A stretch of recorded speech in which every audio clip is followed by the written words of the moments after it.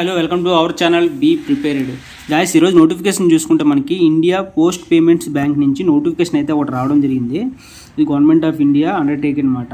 ఇది మనకి post office related అనమాట. ఇండియా పోస్ట్ పేమెంట్స్ బ్యాంక్ అని corporate office speed post centering building మనకి న్యూఢిల్లీ అనమాట. ఇది ఇన్ఫర్మేషన్ సెక్యూరిటీ డిపార్ట్మెంట్ కింద కొన్ని పోస్టులు అయితే తీయడం జరిగింది. IT and information security department పోస్టులు అయితే రిలేటెడ్ తీసారనమాట. రెగ్యులర్ వేకెన్సీస్ ఎన్ని ఉన్నాయో ఒకసారి చెక్ చేద్దాము. ఇది వచ్చేసి అసిస్టెంట్ మేనేజర్ ఐటీ కింద 54 పోస్టులు ఉన్నాయి.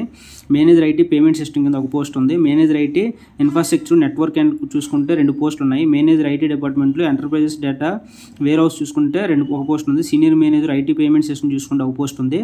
Senior manager IT infrastructure network చూసుకుంటే ఒక పోస్ట్ ఉంది. Senior manager IT vendor outcome construction manager చూసుకుంటే ఒక పోస్ట్ ఉందన్నమాట.